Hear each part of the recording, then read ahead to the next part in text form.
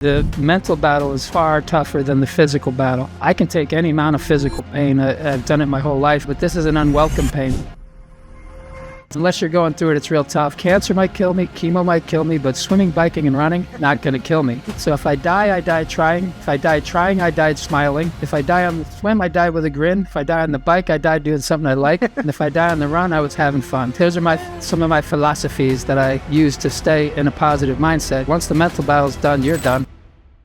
He's doing his thing, cancer's doing its thing, and we just work it out. And we keep a lot of humor. I tell Kelly sometimes when I go to bed at night, if I don't make it till tomorrow, don't dwell too long. Move on. Take a week or two if you need to. When you think of that other person before you think of yourself, it's the small things in life and it's the small things in your relationship that matter. And that always rang in the back of my mind. I don't know what's coming in the future, but I know if I stop trying, life's over. So I will keep trying until the day comes that I can't, and that day comes for us all. Welcome to Built Together. Some couples build a life together. Jim and Kelly built everything together. Kelly grew up in Toma, Wisconsin, the daughter of Century 21 broker, investor, and entrepreneur who also ran a family supper club. She learned early what most people spend years trying to figure out: how to work hard, pivot fast, and never stop building. She moved to Atlanta for college, cut her teeth as a paralegal under Gary Seacrest, yes, Ryan Seacrest's father, then became the youngest hire in company history at Peterson Publishing. That same year, she met Jim. After a decade in publishing, Kelly launched her own business, rose to VP of sales for Water Environment Federation, and eventually found her true calling in real estate. Her first year, she was a top producer, then sales manager, managing broker, and now state broker with Realty of America, one of the fastest growing brokerages in the country, where she's trained over 200 agents and is still in full production today. And Jim grew up in New Jersey, spent part of his childhood in Germany, and built a 30-year career running extreme inspections, serving investors and real estate professionals across Atlanta and beyond, having completed over 15,000 inspections. A lifelong competitor, marathons, triathlons, Ironman races, Jim has always found a way to keep moving forward. In 2024, he was diagnosed with stage 4 metastatic colorectal cancer, and instead of stepping back, he stepped forward, earning his spot in the 2026 Ironman World Championship in Kona, Hawaii later this year, while raising funds for the Ironman Foundation. His book, Just Keep Trying, hit #1 in Amazon pre-sales before it was even released. Together, they've raised a son, built businesses, navigated markets, health challenges, and every pivot life threw at them, side by side. This is Jim and Kelly Logan, and this is Built Together. Thank you for having Welcome us. back. What a wonderful introduction. Thank you so much. Thank you. It's always nice to hear your biography from someone else. It's like, whoa, wait a minute, I did all that? Those years stack up. It's amazing what gets accomplished when you look back, Yeah, right? sometimes it's funny to look back and go, wow, I did all that. And then you begin to wonder, as I have in my later years, I'm doing more now than I did in the first 59 years. It's like, well, I guess maybe I set the bar too low. And I think that's probably something for everybody, is you should always set your goals higher than your ability to achieve them, because you'll surprise yourself along the way. Absolutely. Yeah, I couldn't have said it better. You know, you both are facing your biggest challenges yet as you work through cancer treatments and training for the Kona Ironman 2026 later this year. Can you tell us more about what life looks like for both of you in this season? For me, I think and we obviously Kelly can speak for herself, but we just did an American Cancer Society event where they honor the survivors, and you wear a survivor banner, and they honor the caregivers, because it's two completely separate things. It's almost impossible for someone who doesn't have cancer to understand the things that go on in your mind, and the mental battle is far tougher than the physical battle. I can take any amount of physical pain. I've done it my whole life in construction, and then in Ironman, I actually choose pain as part of my daily lifestyle. But this is an unwelcome pain, something I talk about in the book. And unless you're going through it, it's real tough. And I don't know what it's like to be a caregiver. Although I do, I'm sorry, Kelly had her gallbladder out last week and I failed miserably at caretaking, but I do have stage 4 cancer. So in my defense, as like, it was a tough time, but He's not wearing the caregiver sash. No. Let's just say that. for There you me go. personally, He's the honorary caregiver. I mean, half the time I don't feel like I have cancer. And every now and again, cancer reminds me that I have cancer. Just recently, I had a reminder. I did a little sprint triathlon last Saturday, a couple Saturdays ago, and I had some pain in my neck right here. Couldn't understand it. Had a really not a good day on an easy race. Turns out I've got a blood clot in my aortic artery because of the catheter that's in my throat, which is common with chemo and this and that. But I said, I go through most of my life kind of pretending that I don't have cancer. And that's just the way I deal with it. And I learned early on that if you lose the mental battle, the battle's over. It's one of the reasons I wrote the book. As I entered the cancer world and I entered these cancer centers, Winship Cancer Center, Georgia Cancer Center, and the infusion rooms, the mood in the room is heavy and morbid. It's like being in a funeral home, but everyone's still alive, like The Walking Dead. And, I'm a talker. So to go in a room full of people, we have so much in common and it's not say a word. It's very, very odd. And that's where the idea of writing the book came. And the purpose of the book was to give faith to the faithless and hope to the hopeless. I told Kelly early on that I was going to separate myself from the cancer. I was going to put cancer on a shelf, basically. Cancer can do whatever it wants to do. I can do whatever I want to do. And so I told Kelly, cancer has parts of my body. There's nothing I can do about that. I'll let the medical team handle that. And I have a great team. Cancer can't have my heart because I gave it to Kelly and Luke. Cancer can't have my mind because that belongs to me. And cancer can't have my soul because I gave that to Jesus Christ. So you put heart, mind, and soul against cancer. That's kind of how I face it. I don't allow the negativity in my head. I do have times, where I struggle like anybody, but then I usually bounce back pretty quickly. So it's just the way I do it. And I learned early on, as I was sitting on the couch, thinking I can't do anything anymore because I have cancer, because I have this, that. And then I realized that triathlon's not going to kill me. Cancer might kill me, chemo might kill me, but swimming, biking, and running, not going to kill me. So if I die, I die trying. If I die trying, I died smiling. If I die on the swim, I died with a grin. If I die on the bike, I died doing something I like. And if I die on the run, I was having fun. So, that's just, I love it. those are some of my philosophies that I use to stay in a positive mindset. Because like I said, once the mental battle's done, you're done. Absolutely. Caretaker? Oh, And Kelly, I mean, you're not only a caretaker. I mean, I know that is one of the biggest roles you have right now, but you're also balancing this with being the state broker for Realty of America, which you just joined, a few months ago. How are you balancing your love for training agents and being involved in the real estate side of it, along with, caretaking for Jim? it's funny because people ask, how are you doing? Right? How are you doing through all this? And I'm such an empathetic person that as long as Jim's doing okay, I'm okay. So it really, and it transcends into, the managing broker for Georgia. We both have been entrepreneurs for so long that, and you guys understand this too, there's no problems. It just goes right into solution mode. And that's the way I look at what's going on with our life right now. Are there days where Jim doesn't get out of bed and nobody gets to see that part? Absolutely. He needs me breakfast, lunch, dinner, his medicine. He doesn't feel well. So working in a cloud-based business that we are, I get up early.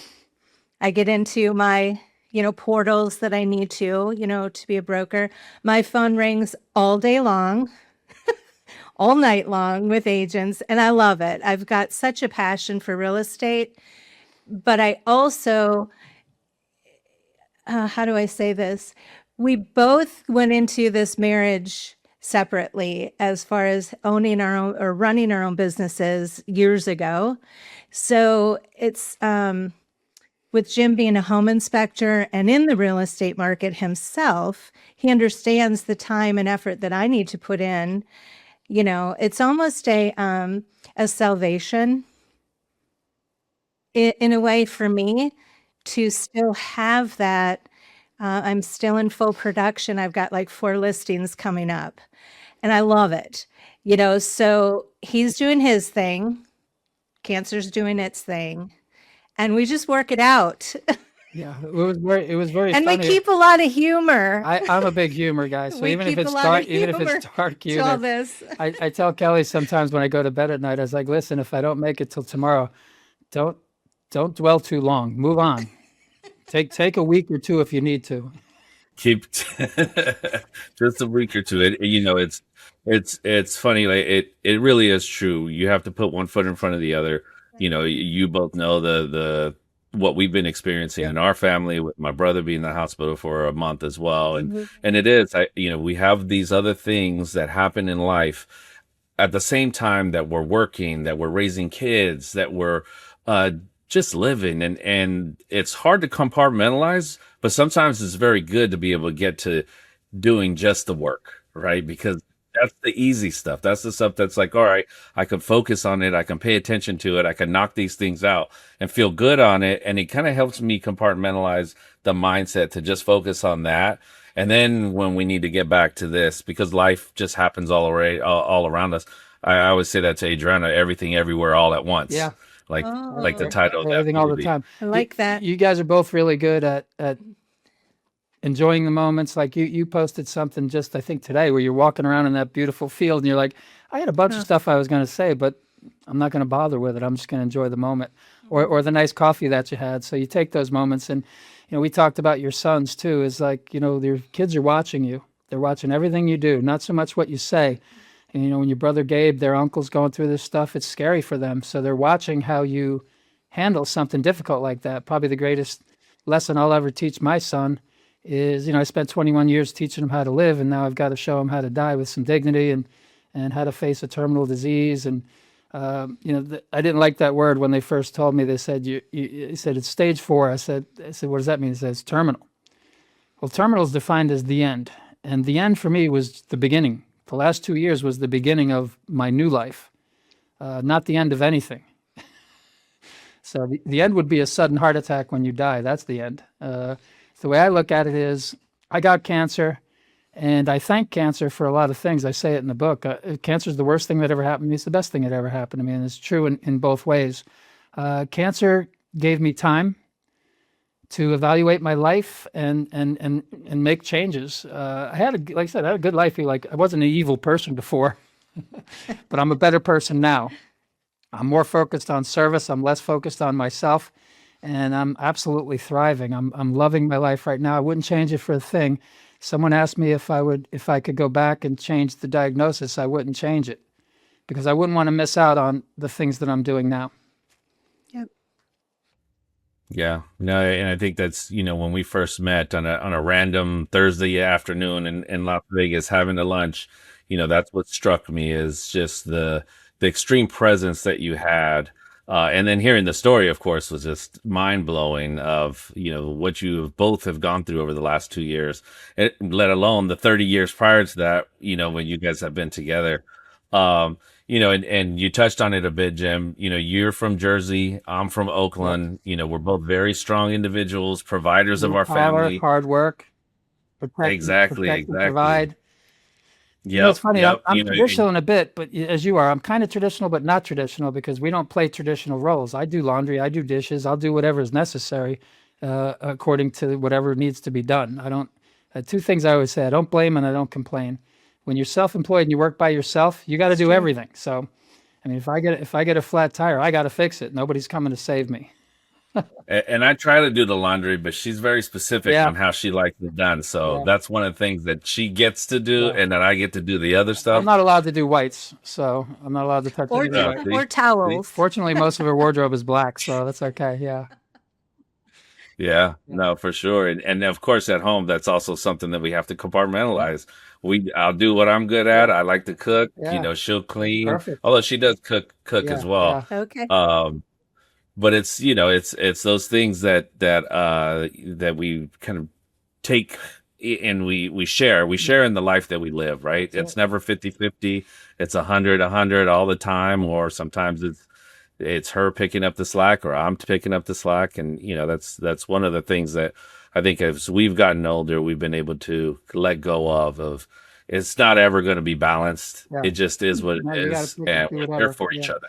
Absolutely. You're there for each other. I have a passage in the book. I may not even quote it correctly, but I think a marriage is two people walking together through life towards heaven, sometimes holding each other's hands, sometimes one carrying the other, Yeah. whatever's necessary. And then two souls become one. You guys are united. We're united. We're inseparable at this point. Yeah. Yeah. And as I was getting to is, we're both very strong individuals. You generally had to carry the load in terms of being able to give Kelly the opportunity to raise Luke during that time, explore new opportunities. And over the last 24, 48 months, you've had to allow her to step in to be there for you.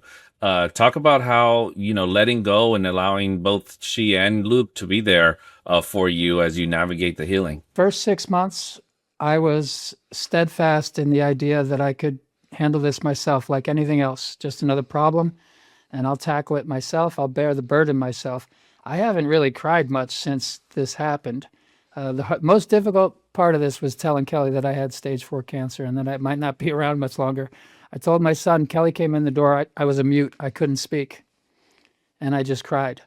It took me 6 months to come to terms with the fact that I can't do this alone, that I need help, and that more importantly, it's important to let the people that love you help you because it's important to them. I'd be taking something away from them if I don't share my journey and allow them to help. So, I have Luke drive me around when I need to, and I just, you got to humble yourself. I'm not Superman. I need help. You can't do it by yourself. Yeah.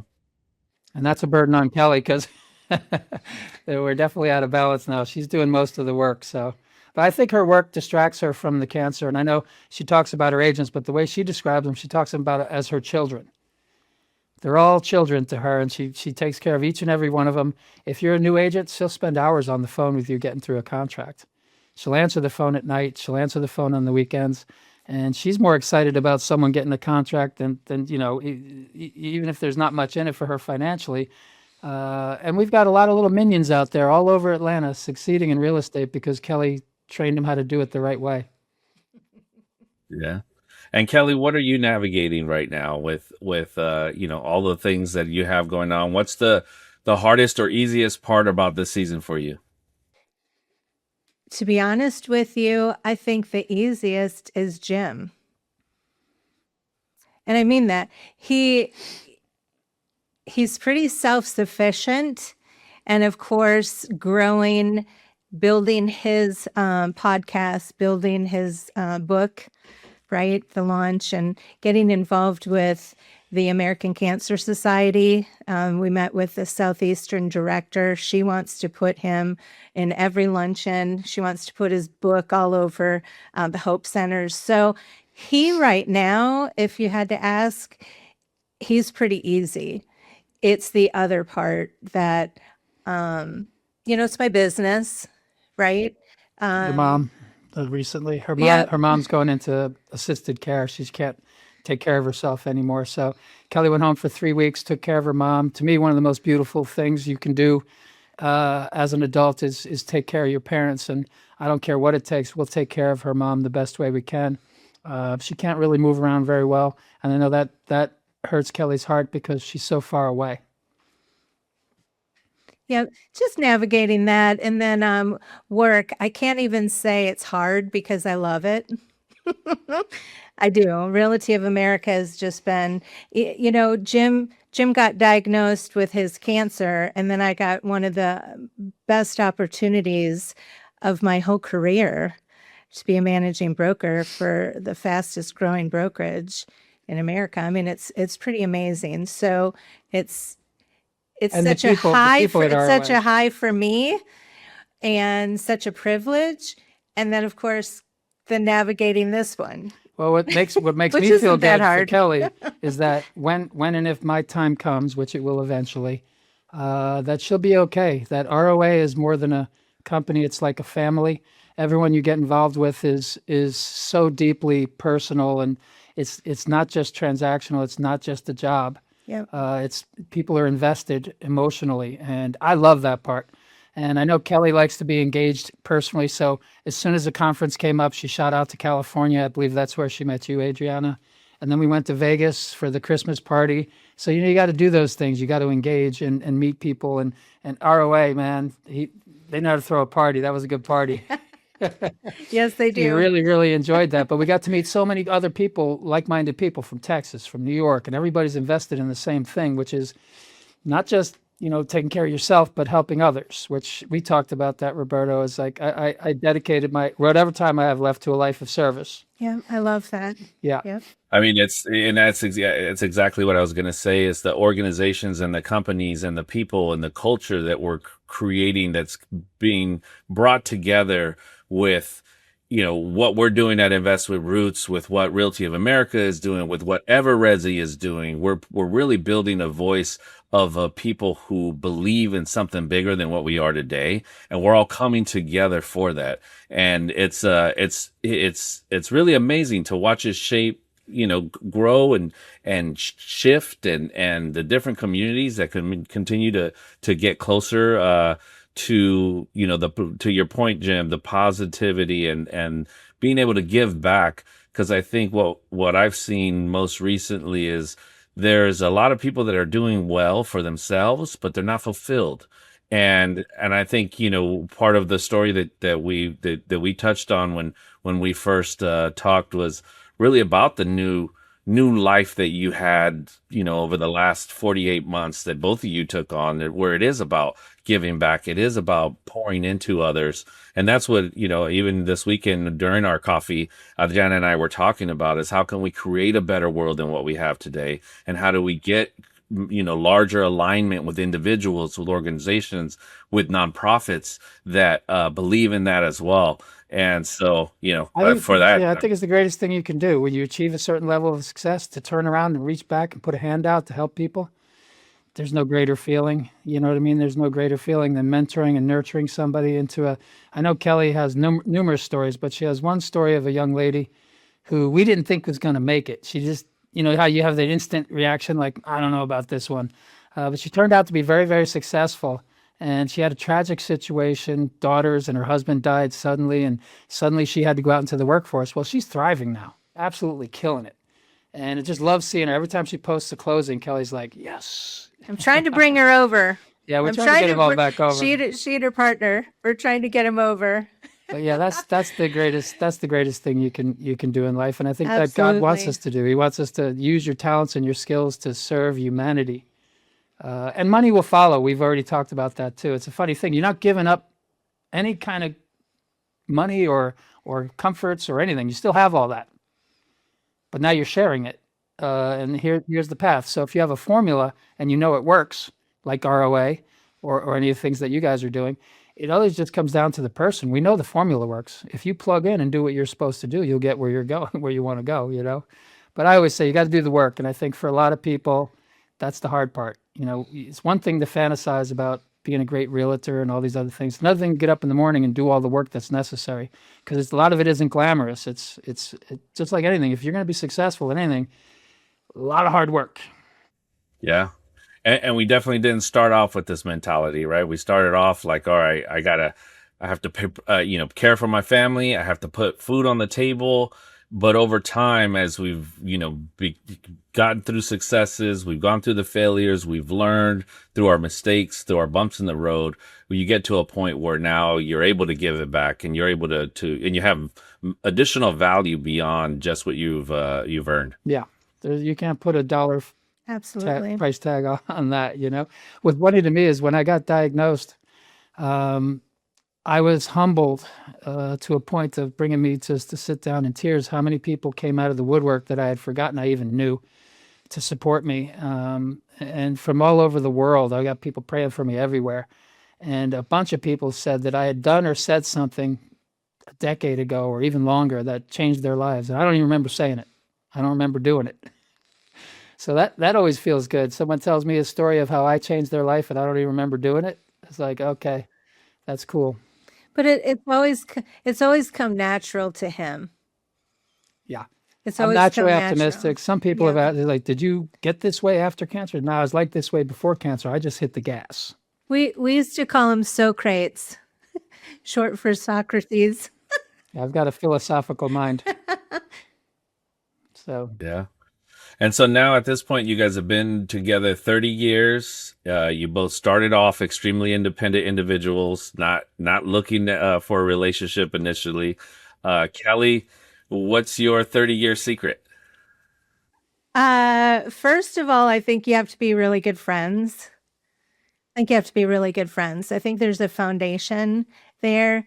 The attraction, the love, all that's there, obviously, when you first meet. But I think taking it through 30 years, keeping humor about everything. We laugh about everything. I think the first fight we had was having Luke, the decisions with children. I wanted to name my son Logan. So his name would be Logan Logan. Logan. Hi, bot. No, not happening. But that would have been so cool, man. I think 30 years, yeah, She won that battle. you have to have that friendship. You also have to have humor.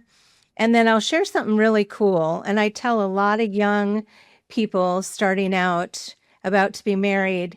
President Jimmy Carter and Rosalind, we were driving through the car years ago. We were married a year maybe. And he was on the radio station and we just happened to listen. And they asked him a question and they said, what would you tell young people that are about to get married? How do you know when you're ready to get married?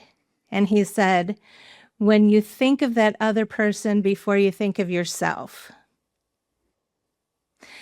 And I thought to myself, and even it still comes back to me in my mind when I go grocery shopping, and it sounds crazy, but Jim loves real Coca-Cola. I haven't had a real Coca-Cola in 30 years because of the sugar, and I'm always dieting. But it's the small things in life, and it's the small things in your relationship that matter. And that always rang in the back of my mind, what he said, when you think of that other person more than you think of yourself. I think like is more important than love. You got to have love. And I talked to Kelly about this. So when you first fall in love, people talk about falling deeply in love. I think over 30 years, love gets wide. It gets wider. You can't fall any deeper. We were madly in love. I mean, there's no other place other than that place.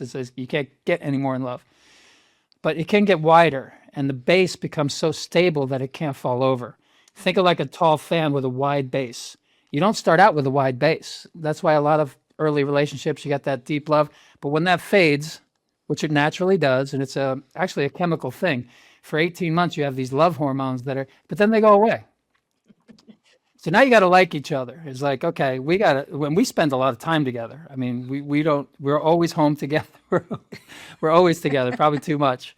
But I think liking someone is as important as loving them, so that's always been important to me. And something I've always done in any situation, I try to look at myself first. What did I do to create this situation? Where's my responsibility? And what can I do to make sure that whatever I did doesn't make her feel that way? Because it's not a matter of like me being wrong or anything. It's just whatever I did, she may not be happy with or have some issue with. But if you can't have that conversation or at least be self-aware enough to say, you know what, I see what you're saying and I'll do my best to adjust. But there's some things, I'm me, so I'm going to always be that way. And I know that. Yeah.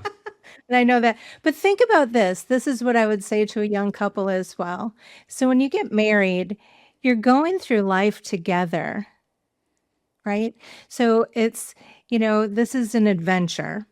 And you're in this as much as I am. So there have been times where Jim, I knew he wanted to go skiing with his godsons in California. Luke was 6 months old. I would never tell him no.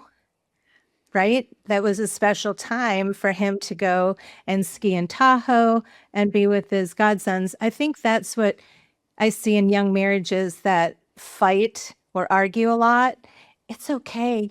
We're adventuring together, right? This is as much my life as it is Jim's. So, not that you want to say that I'm going to let my husband do something. Nah. I would never say that, right? People are going to do what they want to do anyway. I want you. Right. I want you to use your imagination and pursue your life's dreams as much as humanly possible. Because I'd hate for you to resent me in the end. Plus, that's what life is for. So we're supposed to both be adventuring independently and then coming back cumulatively to share the experiences. And I wake up every day and it's motivational speeches. And Kelly's like, I have to hear this one more time. And then, of course, it's all in the book. Turn it off. Yeah. I can't stop. It's just impossible. I don't know how to stop. People ask me all the time because of how inspiring he is and whatever. I'm like, yeah, blah, blah. Yeah, no, she's heard it a million times. And yeah. It sounds crazy. So now it's all in the book. So whenever she's having an issue, I was like, chapter 4. You might want to reread that. Mm-hmm. Go ahead. You might want to reread that one. Yep. It happened to me during cancer. I was proofreading my book. I had been no evidence of disease. So I achieved no evidence of disease in 18 months.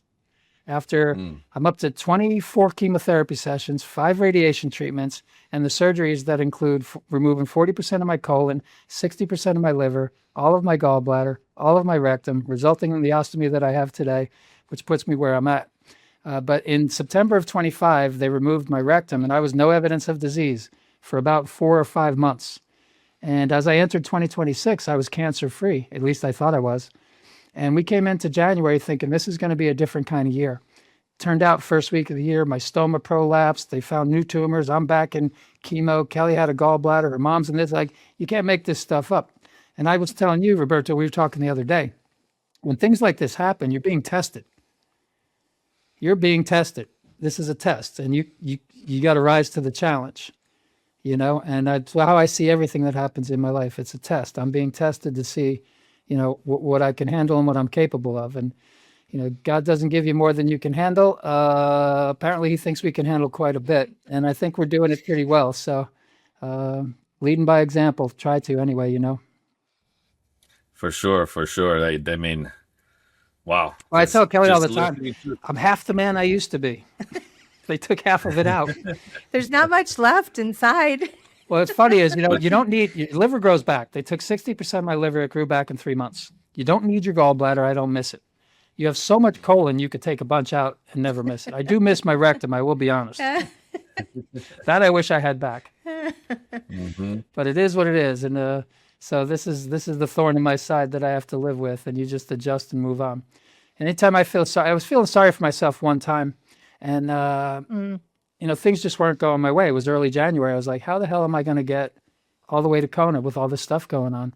But I overcame it all. And one day I saw a little kid on Instagram. He's 3 years old. He was trying to navigate a curb with a walker. His mom was encouraging him, not helping him. He was frustrated. He was crying. He finally got over that curb. It took a minute, and he was elated. This is a 3-year-old. His whole life is going to be a struggle. I had 60 good years before mine became a struggle, and I immediately felt guilty and stupid because someone always has it worse than you, especially the kids. So I was like, at that moment, I was like, all right, no more crybaby nonsense, and just put on your big boy pants and move on. That's it. Just keep trying. And that's where that came from is I don't know what's coming in the future, but I know if I stop trying, life's over. So I will keep trying until the day comes that I can't. And that day comes for us all. And I remember when they said I was terminal, it took me a minute. I was like, but aren't we all?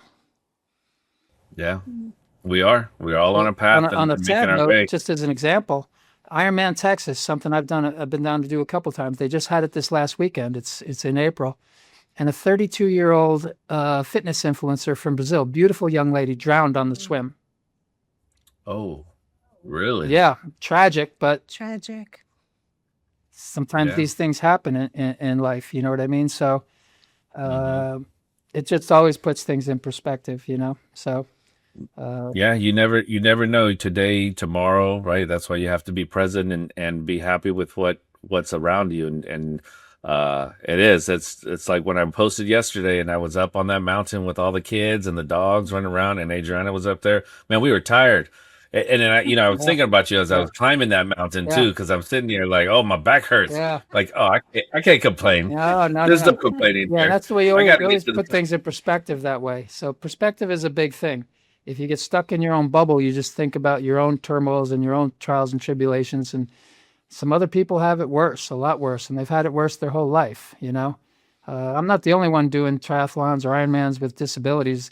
They got guys with no legs. They just had a guy, I think last year or the year before, first time, no legs, hip down, nothing. He just hurls his body around, throws his body around. It's like most impressive thing I've ever seen in my life. Kyle Pease is like, he's all up in a wheelchair. All he can do is basically talk through a straw. And his brother pulls him on a boat, then he pushes him on a bike, and then he runs with him on the things. Like, so, you know, the Ironman's been lifting my spirit for a long time. And the idea that I get to be that person, I never in a million years saw that coming. So I'm really, really excited about that, even though it's kind of far away. So in cancer world, 4 or 5 months might as well be 4 or 5 years. Everything changes on a daily basis. So I stay positive. I focus on today. There's a biblical verse that really kind of sticks with me, and it just sticks in my head. It's Matthew 6:34. It says, "Don't worry about tomorrow. Tomorrow will take care of itself. There's enough trouble in the day ahead." And we both know there's enough trouble today. You don't need to worry about tomorrow. But bottom line is, if you have a good day today and you have good daily habits and you take care of today, tomorrow will take care of itself. And it's real hard to do. It's very, very hard not to think too far ahead and just to stay in the moment. So you have to kind of remind yourself. Same thing with faith, same thing with a marriage or love. Every day you got to renew that. You cannot count on it for granted. You can't just treat it like it's always going to be there. It's precious. Very, very precious. So you got to treat it that way. Yeah, it is, and it is easy to lose sight of that when you're in the mix of all the things that are happening, in our daily life with the kids running around. One of the things that you guys touched upon is you're both living a life together, but you're living your own life as well. And so, one of the things Adriana and I have I think over the last 5 to 7 years really honed in on is, her goals and my goals and things that we want to, obviously we have our things that we want to achieve together, but individually we still have these aspirations and the things that we want to get to, and giving each other the space and the opportunity and the time and being there, taking the extra load so that she can go and pass the bar exam, or I can go and do the things that I want to do and spend this extra time. Which to me is very impressive, Adriana. Lawyer, that's really cool. That is really, really cool. How did you develop did you have a love for the law, or were you just drawn to it, or? Yeah, ever since I was a little kid, I mean, that was what I wanted to do. I Really? wanted to go to law school. Ever since I can remember, I would get asked, what do you want to be when you grow up? I wanted to be a lawyer. Okay. And so, granted, it took me a little bit longer. It was later in life where I had the opportunity to do it. But I think to, the point that we were just talking about, I think early on in our marriage, especially for me, it was very much, the feeling of it's about us, right? Like you and I as a couple, and these individual things kind of got lost, or we're married now. So everything is about us together, the kids, the family. And, to Roberta's point, I think it was in the last few years that as we've grown up and had our own ambitions, our own things that we've wanted to work with, we've learned that it doesn't have to be that we share every single interest together, and we can pursue different, goals. And I think giving ourselves the space individually to be able to do that has been super important. And I think that has made our relationship more fulfilling because yes, we're doing the things that we want together as a family, making sure we're spending the time with the kids and doing trips and buying a home or whatever those goals are collectively. But at the same time, it's not just about him and I, right? I mean, we both have our own things that we want to accomplish. And so it's been, I think, liberating to see each other kind of grow in our own space individually. And it makes, I think it makes me more proud. Like, man, look at the things that you're doing on your own, individually accomplishing that. And it feels good. Yeah, I just got the tingly bumps from you saying Yeah, that. me 'cause too. I know Roberto is really impressed, and you had to be really impressed to see her work her way through that. All the time, all the time. Last week, as we were getting back to some sense of normalcy with the things that were going on with my brother, she actually picked it up first. She's like, all right, I got to get back in a routine. And she really started to take just put her foot on the gas. And I was still kind of in the mode where it's like, man, life is heavy. There's a lot of things going on. And, it's like, man, I don't really want to get out of bed. I don't want to do these things. But of course you have to, right? You have to get up and go. But watching her and seeing her do it, it gave me a little more strength each day where it's like, okay, all right, put my big boy pants on. Let's go. Yeah. I think it's okay to be selfish, a little bit selfish. And, because when you bring your full, complete, happy self to a relationship, and you both do that, that's the ultimate. If it's lopsided and one person feels like they're just supporting the other, and then there's no personal growth for you individually, I agree with you, Adrienne. I just think it makes the whole thing so much more powerful because as an independent woman, that your husband is behind you 100%, anything you want to do. Yep. And he'll support you in that, vice versa, So it becomes very powerful. And I don't know what to tell people when they say, the secret to a 30. I don't know the secret. I'm not sure there is one. We're still learning. If you guys have any suggestions. Yeah. I think that is it, is we're still learning. Yeah. Yep. Yeah. We're always learning. Yeah. You're always figuring it out because the stages of life that come at you come with different problems, different solutions, different things that you have to navigate, that if you don't learn, that's when you ultimately, fall out and you have the breakups and the issues that arise. But so that's funny. I think we just solved it. I think the secret is you never stop learning. And it's you're constantly evolving and growing into something bigger than you are because you're going to get challenged in different ways than you've ever been challenged before. And the older you get, the harder life gets. The longer you live, the more difficult it becomes. I think a lot of people are under a misconception that once they make money, all their problems will go away. Your problems compound. You become more responsible for more people. My son asked me when he was 12 or 13, he said, Dad, when will I be a man?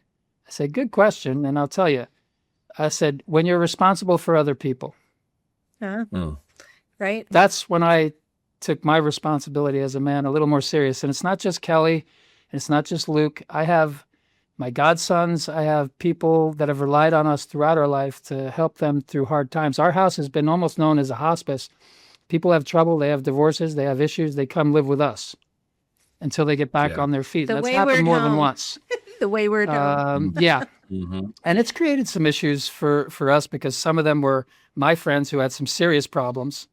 And, at some point, if you're not moving forward, you got to move on. But sure. I don't have the ability to turn people away when I see them suffering. So that's what I told my son. When you're responsible for other people That's good. and you don't think about yourself first anymore, then you'll be a man. Yeah.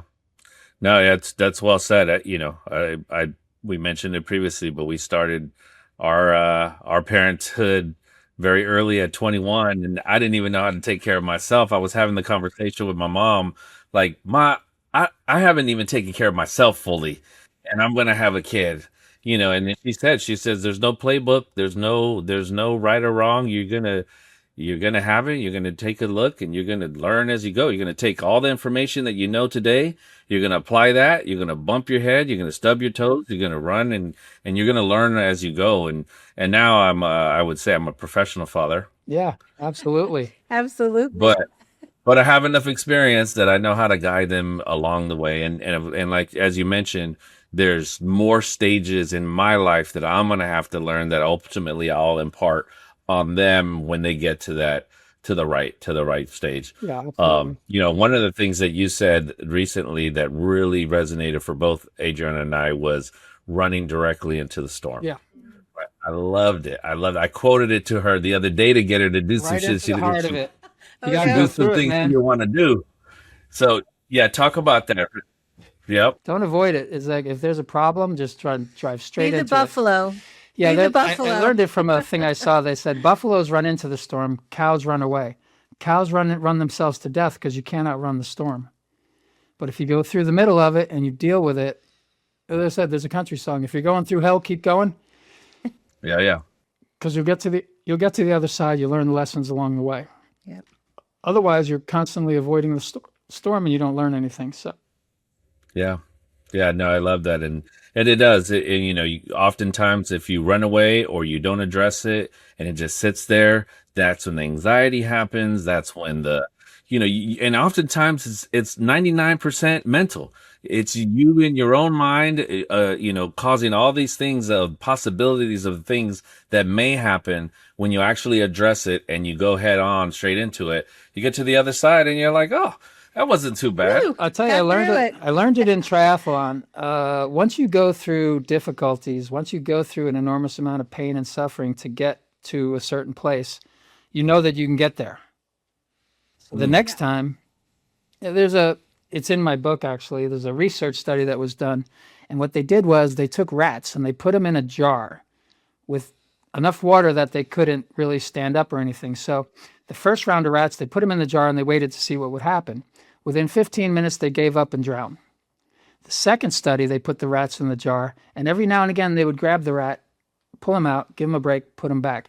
As soon as the rat knew that there was a potential to survive, do you know the rats that were saved a couple times went 388 hours? They lived 388 times as long as the ones who didn't have hope. So if you believe that there's something possible at the other side, you'll go to any lengths to get there. But if you don't have that belief, then you give up.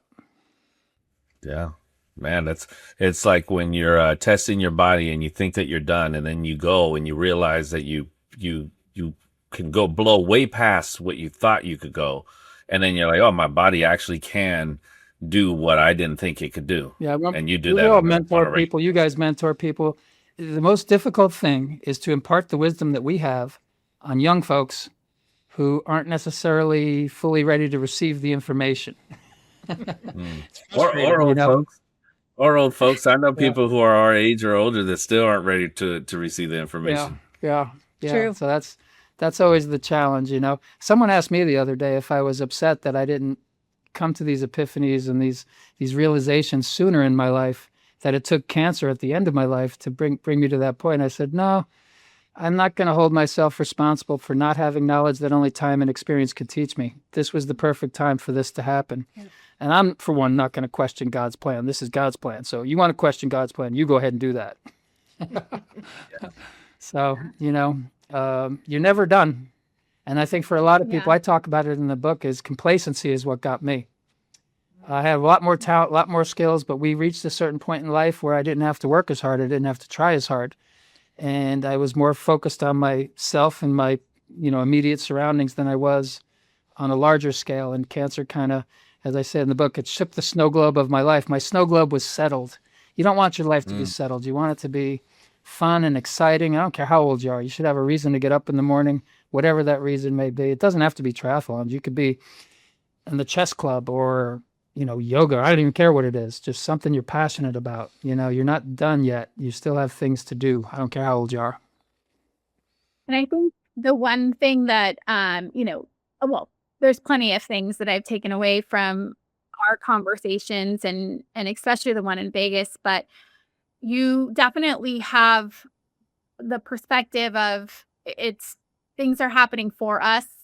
It's not to us, but for us. And I think that is something that I just recently, I guess, opened my mind to, because for so long I was very controlling and I had to control, or I thought I had the control of it's an illusion. what was going to happen. And it is, right. And honestly, I think the first time that I really learned that was in law school, and having to let go of my type A personality with how household was being run. And, Roberto stepped up and was doing things. And initially it was really hard because I wanted things to be done a certain way. And I think that ultimately it allowed me to let go and then open up my mind to realize that number one, you don't have control at all. I mean, nothing, you can't do anything. There's very few things that you are able to control. But the other thing is, that things are happening for us, and it's really just our perspective. And I think that that's, a major theme, I think, that I've learned, it's not learned, but it's been reinforced by our conversations, right? That it really is what you perceive it to be. And what you make of it, how you react to the things in your life. That's what you do have control over, is your reaction. Yes. So cancer taught me that. And I think you and I are a lot alike in that way. I have a set way that I think things are going to go. And if they don't, I get extremely upset. You know what I mean? I get very, very, and it has to be a certain way. Like right down to when Kelly brings me my cereal. I like cereal. Oh. I have a certain spoon that I like to eat with. No other spoon will do. This spoon is the good spoon. The other spoons don't work. Kelly, have you ever thrown that spoon at him? Let me tell you. Yeah. I definitely push the buttons. Yeah, I'm like trying to get into my managing broker Zoom call, and this one is like, without that spoon. Need this. I'm like, I have 5 minutes. Well, the other spoons don't have the proper depth to give the right amount of milk with the cereal, so I got this one spoon that I like, and now she knows which one it is, so we're all set. We're all set. But stupid stuff like that. I've always said I think I'm on the borderline of several mental disorders: obsessive compulsive, ADHD. Not quite there. Don't need medication, but they're there. I do things the same exact way almost every single day. That's the way I was able to do 15,000 home inspections with almost no litigation, no insurance claims. Every day, same exact way, without fail. I follow that routine that has not failed me. Now, if I need to improve the routine, I improve the routine. But yeah, very, very... Where I'm the total opposite. She's all over the place. I'm the total opposite. She's artistic. So no, you and me are like this, Kelly. We go with the flow. Yeah. We just got to make things happen. Don't worry about it. It'll be okay. We got to figure it out. All right. So I'll ask you a question. Here's a question I always ask people in relationships. So we both load the dishwasher. When I load the dishwasher, I put forks and knives down so you don't hurt yourself when you're pulling them out. Kelly's like, no, you put them up so they get clean. It's like, this is a $3,000 dishwasher. I don't think it matters which way you put the forks or the knives. So I can always tell when I open the dishwasher. I was like, Kelly, you open my dishwasher, it looks so... It's like that's how you load a dishwasher. All the coffee cups.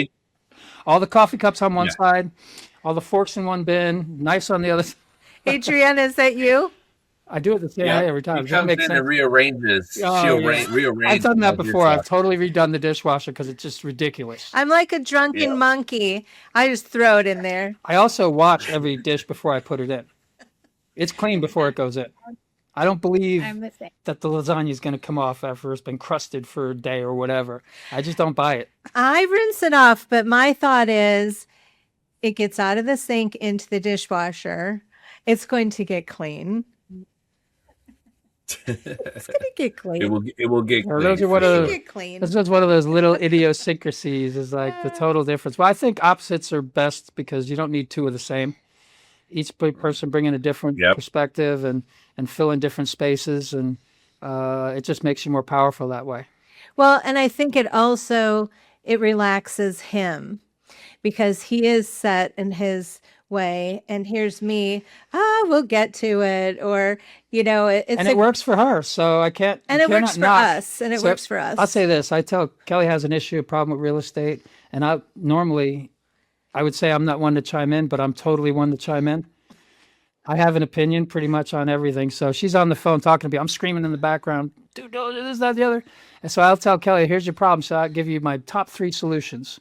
My number 1 best solution, and then my number 2 best solution. And number 3, you could do whatever the heck you want. Guess which one she chooses? Almost every time. Number 3, yeah. Yeah, and you can't knock her because what she does works for her. And if she did things my way, it wouldn't work for her. Well, I'll tell you something funny about this. So I was going through quite an ordeal with one of my listings. Big house. big commission, big everything. I had the listing, and we had a little bit of an issue when we were in Texas. We were coming back from the Texas Ironman, and Jim had just bought a new truck.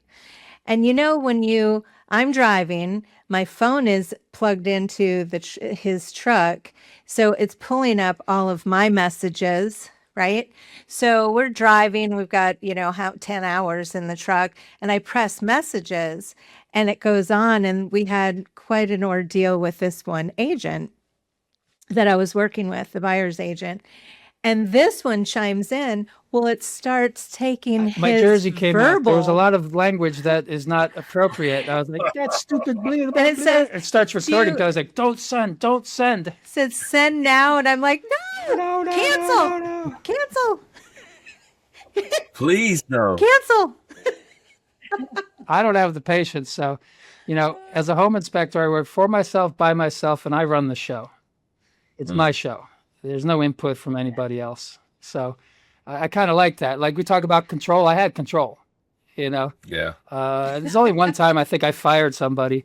We're in the 20 minutes into the inspection. They're arguing with me. I was like, I think you need to hire someone else. I don't know. It's just not working for me. So I know Kelly's fired a few people too. Is like, yeah, I think you could do better to put it nicely. I think you could do better than me. But that doesn't happen very often. I say I got the 1% thing. It's like 1% of people are just jerks. And I'm not going to change the way I do things for the 1%. 99% of people like what I'm doing. I'm going to stick with it. Yeah. It unfortunately it happens in business. You don't take it personal. Yeah. Yeah. So Yeah, you end up working with the people that you like to work with, and every once in a while you come across individuals that are like, oh, okay, we'll have to get this deal done, but I prefer not to work with you in the future. yeah. And that's just, Well, Kelly teaches that life, to her that's the way agent. life is in Yeah. general. Kelly teaches it to her absolutely. agents is like, don't argue with the other realtor. You're going to be working together in the future. I mean, it's a small community. Atlanta's a big city, but every agent in this town knows the other agents. I would say Yeah. we're a community of professionals. Act like it. My phone, it rings, or I'll call someone and they'll say, Kelly Logan. I haven't talked to him in 8 years, but they smiled when they saw my showing time come up for request because we had done a deal 8 years ago. I said, that's what you want. Let's get this deal done. Not They to mention- forget we're liaisons in between our clients. Not personal. Right? It's not personal. Yeah. Not to mention when the whole thing was going crazy and there were multiple offers and people lined up. I can't tell you how many multiple offers Kelly won, not only because she had relationships with agents and they knew she could get to closing, but because she would do a simple thing that most agents don't do. She'd call the other agent and say, what are you looking for? So people are like, it's all cash. We'll close in 3 days. It's like, we don't care if it's cash. We need 2 months because our house isn't built yet. Kelly's like, well, I will craft a contract that is perfect for you. And sure enough, you get it, So It's the art of communication, right? And that's with all of our businesses. It's that communication. and she's an expert in that area. Yeah. So Thank you. yeah. It is expectation setting, building relationships. Our SFR industry is tight like that as well. You see people at one organization one day, and another organization the next, and you create relationships that last, and individuals remember you, and they always. I don't know how many times people have told Adriana and I, hey, when you guys open up your own shop, let me know because we want to join you. We want to be part of anything that you guys are part of. And, for us, we love to hear that. We love to have, those experiences because, life is too short to have anything else. And it's nice to get that feedback. So your reputation is good around town. You don't, you don't get a second chance at a first impression, and your reputation is so valuable in real estate, especially amongst other professionals. So it's nice to know that when your name comes up, that people are like, that person is very solid, very good person. So, and Kelly's relationships go beyond business. Her agents tell her how much they love her on the phone. She's got agents calling from other brokerages because their broker can't get on the phone. And she's like, I'm not your broker, but but it's a closeness. Hypothetically, this is what I would look at. Yeah, Kelly has that special skill of getting very, very close to people very quickly. And I think that's really helped her in sales. So like when she does a listing appointment, I've told people before, I was like, if you want to learn from Kelly, because if you go to a listing and there's 3 appointments, and let's say you're coming out of the second appointment and you see Kelly pull up, forget it, you're done. Unless it's Mark Demas coming in third. That's true. Or someone like that, you're not going to get it, because people don't care how much you know until they know how much you care. And Kelly gets that point across quickly. So a lot of people come in and like, I can do this and I can do that. And look at these numbers and look at those numbers. Nobody cares about that. Kelly puts all her crap down and says, tell me about your house. You raised your children here? Show me around. And the people love to talk about their life, their kids, their house, what they did. And by the end, when it comes down to talking about commissions and all, they don't even look at it. Just show me where to sign. Yeah. That's what it comes. Well, that's the good stuff. That's the personal relationship that you build, because it's the human touch that I think, especially in this age where everything is driven to go AI. I don't know how many calls I get on an evening from someone that's not even a person. When you have an actual human on the other side, or you get that interaction and you understand that someone actually cares and is interested in who you are. I mean, that's a huge part of I think what we'll see going forward is going to be a shift from, where we've wanted to automate everything, where now it's like, it's going to be the personal touch and the some things relationship. can't be automated. There's just some things that just, there's some things that fit well into that AI world. There's just some things that will never be able to fit into that world. And that's why when I wrote my book, I didn't use AI. It took a year to write, and I took my time with it, which is actually a funny story, because I think I was 6 months into my diagnosis. I wasn't doing well at all. It didn't look good. And I came to Kelly and said, 2 things I want to do. I want to write a book and I want to go to the Ironman World Championship. I had no idea how I was going to do either. And I started by finding a publisher that I liked and worked with them. So I said, I'm not going to I don't want to hurt the finances. So I took an equity loan against the house. And what I'm going to do with the profit is give it away.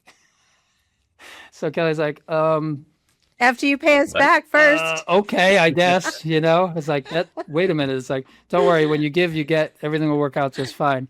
Yeah. And then the next one was, I wanted to get to the Ironman. I had no idea how I was going to do that. And through Facebook and through my postings, an old friend reminded me that we have an old friend. I know Audra, the executive director of the foundation, since 1982. I didn't even remember. She called me on the phone. We reminisced, this, that, and the other. And in the end, she said, is there anything I can do for you? I said, yeah, get me into Kona 2026. She said, done. So then she said, why don't we go crazy with the fundraising and raise $100,000? I said, all right, well, the train's already off the track. What the hell?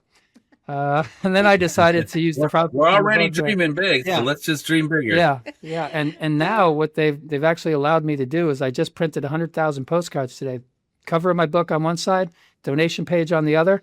They're going to let me drop a postcard in every single athlete bag for every Ironman race in North America for the rest of 2026. And that's at least 100,000 cards, maybe more. So we'll see what comes of that. But you never know which thread is going to be the one that launches you. So, podcasting and social media, and I'm just doing everything I can. And I've never, like I said, never felt more alive. Anxious to see what happens in the next few months. Well, we talk about a purposeful life, and that word has been around for the last probably 5-10 years, right? Purposeful life, purpose. But in Jim's instant, it definitely is. It's another testament to the power of your mind.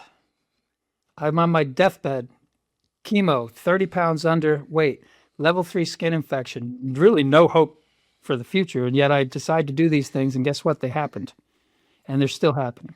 And the foundation is wonderful, because what they do is wherever they're in 173 different countries, but the foundation, 100% is 100% or 99%. All the money goes to the communities that you're racing. Goes to the community that you're racing. They already have these built up, so if it's charities, Panama City, I did that. I raised $10,000. It goes directly into that community of Panama City.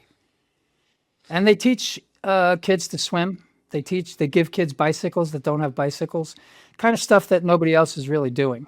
And if you remember being a kid and having a bicycle, it's pretty fun, exciting thing. And if you never learned how to swim, it's a scary thing. And if you teach a kid how to swim, something they thought not possible previously, how does that affect them going forward? And when they reach another obstacle that seems impossible, it's like, well, I didn't know how to swim and now I do. What else am I capable of? Yeah. I call it the gift that keeps giving. So It's those glass ceilings that we're able to break that people think they put limits on themselves because they've never seen it before. And when we're able to impart them the information, the experience, the know-how on how to get past that, all of a sudden their world becomes just that much bigger. And then they start to think that there's more for themselves. And then that's when it really starts to grow exponentially. I think that's the greatest gift you could impart on somebody, is to open their mind up to possibilities. Absolutely. And anything is possible. And that's the Ironman motto. Anything is possible. But I would add, if you just keep trying, because you got to do the work. And that's where a lot of people, I think, fall short is, there's things in life that tempt you to be lazy and not consistent. So you got to be consistent if you want to. You got to build on yesterday's progress. Not every day is a great day, but you wake up tomorrow and make your best effort to make it a great day. Some days you just have to throw away. It's like, that didn't work out at all. I just want to forget that one, Or you throw the spoon. Yeah, you throw the spoon, right? Yeah. Yeah. That works pretty good. Yeah. Excuse me, the spoon's not going to work for me. The ratio to milk to Special K is just not, and that's where we're different too. My food, if I want to eat something crazy, I eat Special K. Mm-hmm. Kelly's like, yeah, Special K. What about, nachos or cupcakes with frosting? Yeah, I can't stand frosting. When I was a kid, my birthday cake was a pound cake because I don't like frosting.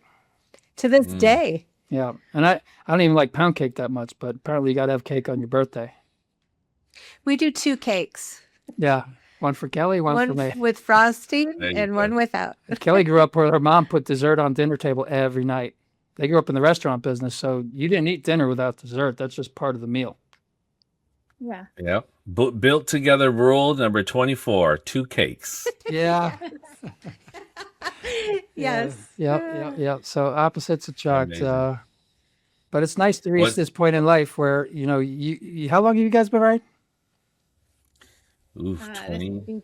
22 years. Okay. 22. The deeper you get, the cooler it is, because you look back, and so we were talking about when we first started, is you look back on what you've done, and sometimes, you're focused on today and you're focused on tomorrow and the next day, but you do often look back and go, wow, look what we've done. Mm-hmm.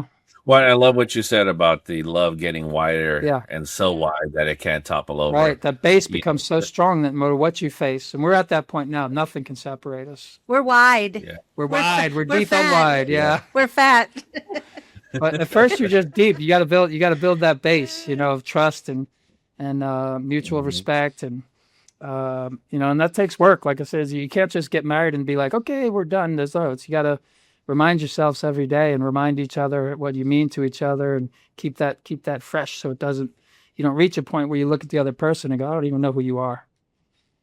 Yeah. So you got to get back to the foundation. I think that's something that Adriana and I have always made a focus is, we'll take the vacations with the kids, we'll do all those things, but we make sure that we'll spend a weekend and we'll take, or maybe even a week, and her and I will go, and just her and I, to just decompress, right? Leave the kids. The kids are always upset, oh, you guys are going to these places without us. I'm like, hey, we've taken you enough places. Yeah. It's our turn. Yeah. And it does. It helps you reset. Mm-hmm. We have those conversations around, what do we want to do next? What's up? What level set? Where are you? How are you feeling? Where am I? Because in the rat race of this life that we're living, kids and work and family and all the other things, you're always running, and to take a moment to catch a breath, to check in, to make sure that, she's okay, to make sure that I'm okay. And oftentimes we all, like, during that course of that week or those couple of days, we'll have a good 2-3 hour conversation that we didn't realize was there and necessary. But when you start to dive into the things, it just opens up. And at the end of it, you're like, man, I was able to release all this weight that I had, and I didn't even know that I was carrying it. It's like going to a chiropractor. You don't even know how bad your back is until they fix your life. And then you come out, you're like, oh shit, I didn't realize that. Because it is. Yeah, there's nothing more important than the relationship between each of us and each of you. That's the nexus of everything. Everything comes from that core central thing. So, and your kid, like I always said, your kids are watching. They're watching how you interact. Your kids are likely to have successful marriages because yours is a successful marriage. You know, your sons will know how to treat a woman. Your daughters will know how to treat a man because you showed that example. Yeah. And what I found recently is it's not just your kids, it's other couples around you, it's other family that's there. Like you said, you guys have always had people come in and out of your lives because you're always opening your door for them and allowing them to get exposed to what your life is. And hopefully that helps them find their way.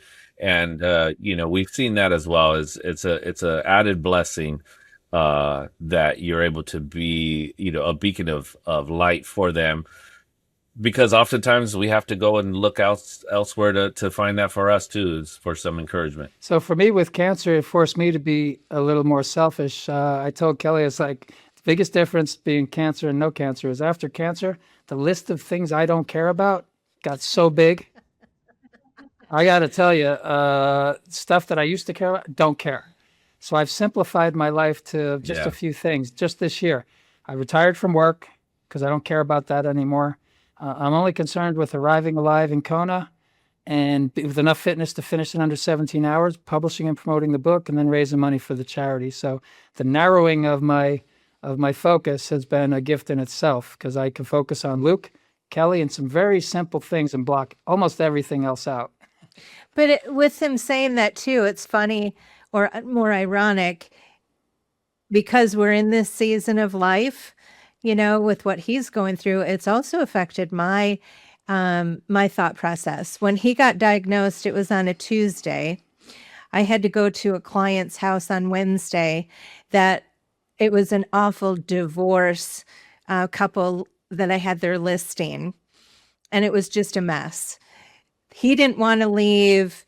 He left all the stuff in his house, literally in the basement, left a car outside the house.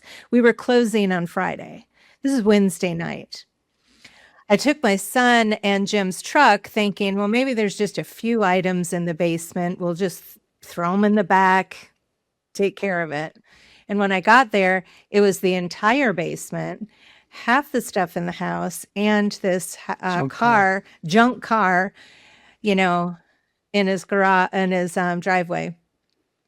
And I thought to myself, my son is right here with me. I'm the professional. How am I going to handle this? Well, there was a few choice words from my client. He was irate, but I knew it wasn't the situation of selling his house. He was going through a 23-year marriage that ended up in divorce. So I knew it was something else. So I let him say his piece, few F-bombs, whatever he needed to do to get it out. And I just looked right at him and I said, Brian, I can take your house off the market. I said, but you're going to get sued for performance. And I said, you don't want to do that. I said, take your money. The house is paid for. I said, take your $200,000, start your life over. I'll get this taken care of. I had a junk man, that could come in. Or not. Or I'll get in my car and drive away and Or you can not. deal with it yourself. I was so calm, cool, and collected. And we sat and talked for another 2 hours. We learned about his life.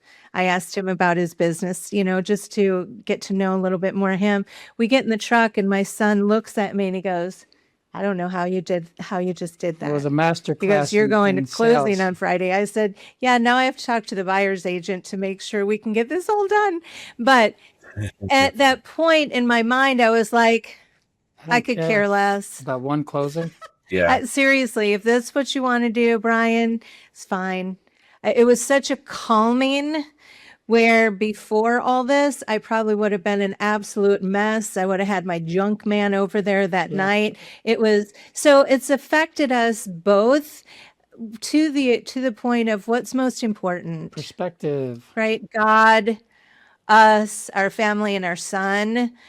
Everything else, whatever. Fortunately for me, when I got diagnosed, You know. I looked at my life and you ask yourself a question, as a philosopher, and I ask people this question when I'm giving speeches or talking to groups of people, and it's a question that has no wrong answer, but it's a question people should think about. What makes a life worth living?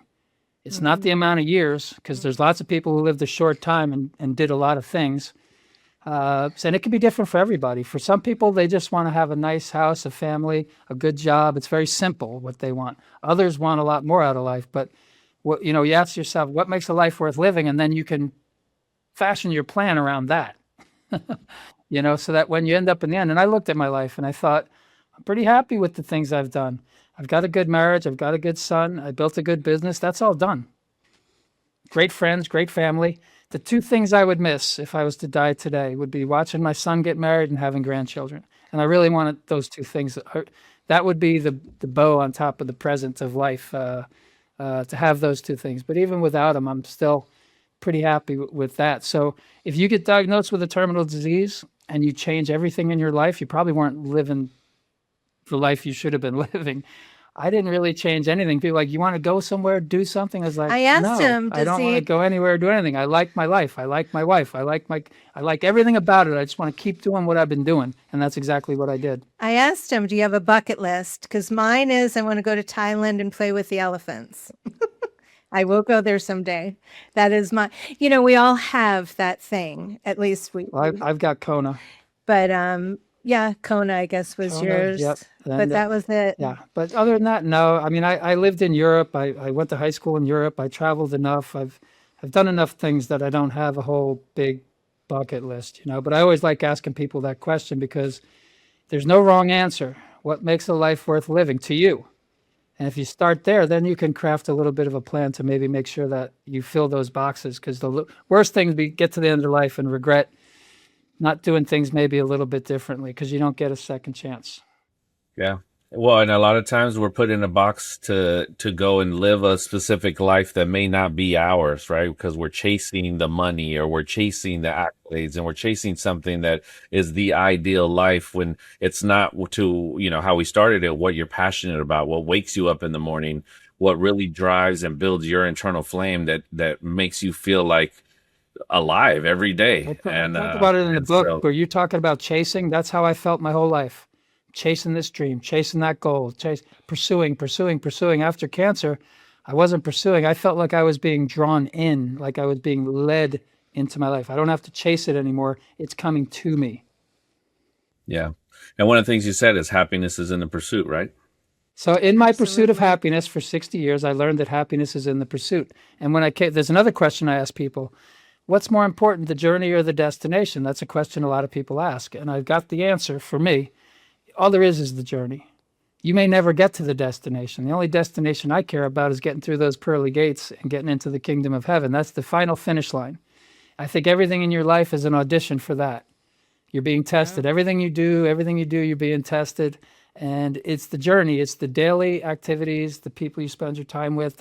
That's all you get. Tomorrow's, I say, yesterday is history. Tomorrow's a mystery. Today is a gift. That's why they call it the present.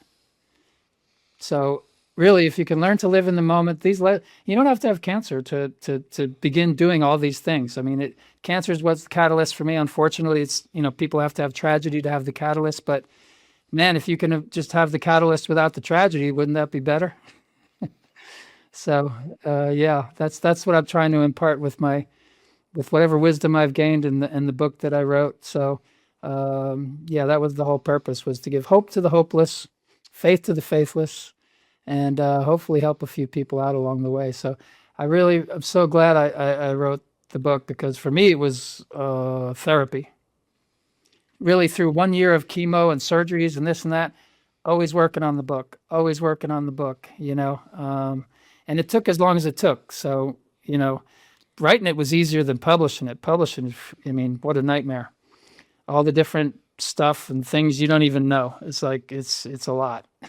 So I can't wait till it launches on May 26th, and all that stuff is behind me. And then all I got to do is promote it. Yeah. And where can we find it? Amazon. It's Just Keep Trying, TRI-ING, a little play on words, triathlon, trying. And yeah, just put in Just Keep Trying. Right now it's available for Kindle ebook pre-sale, and then May 26th it'll be available for audio and print. And I hired a top-notch audio guy, so everything I did was top-notch, and it's a very professional production, so I'm pretty proud of it. Amazing. Yeah, just even choosing book covers and editing, and I gave it to my mom to read, and she's an old Irish woman, tough woman, and it's tough to get a compliment out of her. And I know she loves me, but she's never said it, and she doesn't have to. She's come from that generation where it doesn't come easy, and that's okay. But she read the book, and she came out and said, "My dad's name is Robert Emmett Arthur Logan," and she's like, "You spelled Emmett wrong. It's one T, not two." She read the whole book, and that's what she got. My whole life is poured into that book, and that's what she pulled out, a grammatical error. There you go. That's her telling you she loves you. Yeah. So it was funny. Yeah, because she read it from end to end. Yeah. It was funny to get that response. So yeah, the early response is really good, and I'm anxious to get it out to more people and just see what happens next. Because who knows? I told Kelly, it's like I wrote the book. Now I'm going to go to Kona. She started with ROA. We met you guys. Who knows who we meet? Who knows what happens next? You know what I mean? We're going to meet some really cool people and do some really cool stuff. So I couldn't imagine a better way to script my third act. Yeah. Well, the adventure's just getting started. So we greatly appreciate it. Adri, do you want to do the lightning round? Yeah, let's finish it up with a quick lightning round. Okay. So quick, whatever comes first in your mind. Oh, no. Okay. Who's more stubborn? Kelly. It's in her Greenwood nature. So, I'd have to say. yeah, when she was on her pain pills, there's different, like you see smiling Kelly, that's who we all know. She's on her pain pills. Her brows get a little furrowed, her lips get a little tight. I don't do good. Okay, let her finish. Who's more likely to take a risk? Risk? Oh, that's me. I'll throw everything we own over a bridge and then dive in and see if I can get it back. What's one thing you guys still disagree on? The dishwasher. Dishwasher. Stupid stuff like that. We don't disagree on big stuff. Yeah, we really don't disagree on a lot. Yeah, well, as I always say, I don't like to argue. I'd rather just explain why I'm right. Oh, the TV remote. Yeah, the TV remote. The control. She dominates that remote, man. Can't get it out of her hand. Morning person or night person? Morning. I'm probably more of a night. Yeah, you're more night. Yeah. Yeah, I'm up with the sun. I have been since I'm a child. Best advice you've ever given each other? Well, that's a tough one. The best advice. Go with ROA. He did tell me. I don't know if it's advice, but he definitely, when we were dating, it was, when this isn't fun anymore, we're done. Right. And so we've taken that from all those years ago to always keep humor. So that's keep it fun, keep it light. Obviously there's some heavy things that happen, but I tease him all the time about having cancer. Yeah. And it keeps him on his toes. I have to remind her I'm stage 4. Sometimes I get stage 2 treatment. But it comes and goes. Like when I get really sick, she steps up, and when I'm a lot of times I don't look sick and I don't act sick. So who said I love you first? Kelly. I think I did. Yeah, she'd go all around town saying, "I love Jimmy Logan. I love Jimmy Logan." Jimmy Love. That was my nickname, Jimmy Love. So I'm a lover, not a fighter. I've never been in a fight in my life. I walk away from it. Been in bars before. Right, fight's about to break out. I leave. Bastard. Last question. If you can relive one moment together, what would it be? I would go all the way back to the beginning, probably like the day we got married, because it was, we placed more emphasis on the relationship and the commitment than we did on the ceremony. And Kelly had already been married once. I had not been married. My family was looking forward to a big Irish wedding. And my mom started getting nuts with it. And we just decided to jump in a car, drive to Chattanooga, and get married at courthouse steps. We eloped. Yeah, and I still cherish that memory. There's one memory that I have besides our wedding day is we had broken up about 4 different times before we committed. And I'll never forget the day that I saw him, and that was it. Like we committed. I'll never forget where I'm envisioning it right now. When I saw him, jumped on him, grabbed him, and it was Crazy love. done. Yeah. Yeah. That was a good time. So I like to tell Kelly is like my proposal was it was good, but it was like I literally have nothing to offer you financially, and then you have no reason to believe that maybe something will change. It's like we started with nothing, and 30 years later we still have most of that. Most of it. Mm-hmm. It was the potential, Adriana. It was potential. I saw it in him. Yeah. Yeah. He was Now, loyal. we could. That's was a good something man. that's part of my I upbringing. saw the potential. Loyal to family and friends to a fault. That's just the way we were raised. We were raised in Jersey City. If I was walking down the street with my cousin and 10 people jumped my cousin, well, we're in a 2-on-10 fight then. And that's, you can't go home if you didn't, if you didn't stand up. So loyalty is a big, big, big thing. So Amazing. yeah. Well, we greatly appreciate you guys. I know we could sit here and talk for hours. I look forward to seeing you again in Atlanta or elsewhere. Yeah. Sounds great. But man, thank you so much for joining us. We're so happy to have you on. Thank you guys too. Thank Really, you really both. appreciate it. Really enjoyed it as well. I think we're very simpatico in so many ways. And I know we had an instant, one of those things is like you feel like you've known each other longer than we have. We've only known each other a short time, but we're so closely aligned in so many ways. It's really a beautiful thing. And I really, really, really appreciate this friendship. Yeah.